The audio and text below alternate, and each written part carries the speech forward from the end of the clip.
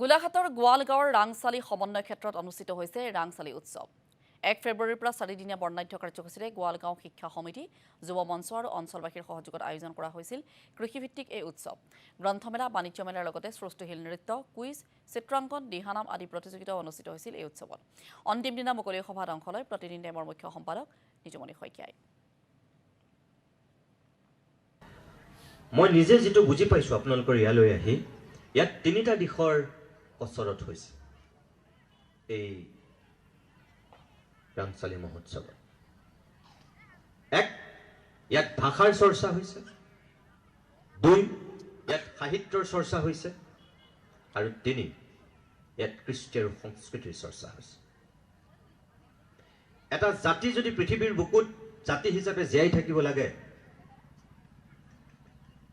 এটা বৃহৎ জাতি সত্ৰাই হোক বা ক্ষুদ্ৰ জাতি সত্ৰাই হোক, তেওঁ আমেৰিকাতেই থাকক, তেওঁ চীনতেই থাকক, তেওঁ জাৰ্মানীতেই থাকক, তেওঁ জাপানতেই থাকক, য'তেই নাথাকক কিয়, সেই ক্ষুদ্ৰ জাতি সত্তাটোৰ পৃথিৱীৰ বুকুত এটা যদি সুকীয়া স্থান, এটা সুকীয়া মৰ্যাদা আৰু এটা যদি স্বকীয় পৰিচয় লাগে, তেনেহ'লে সেই জাতি সত্তাটোক তিনিটা উপাদান লাগিবই। আৰু সেই তিনিটা উপাদানেই হৈছে নিজস্ব ভাষা, নিজস্ব সাহিত্য আৰু নিজস্ব কৃষ্টি আৰু সংস্কৃতি।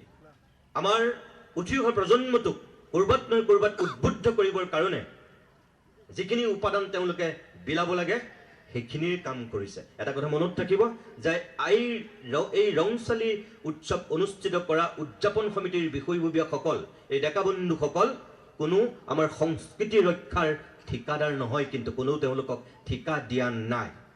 কিন্তু তেওঁলোকে স্বতঃস্ফূৰ্তভাৱে এই অঞ্চলটোৰ সামগ্ৰিক স্বাৰ্থত এটা চিন্তা কৰি আজিৰ পৰা 2 বছৰৰ পূৰ্বে প্ৰথমবাৰৰ কাৰণে এই ৰাংচালি উৎসৱ ইয়াত অনুষ্ঠিত কৰাৰ সিদ্ধান্ত লৈছিল।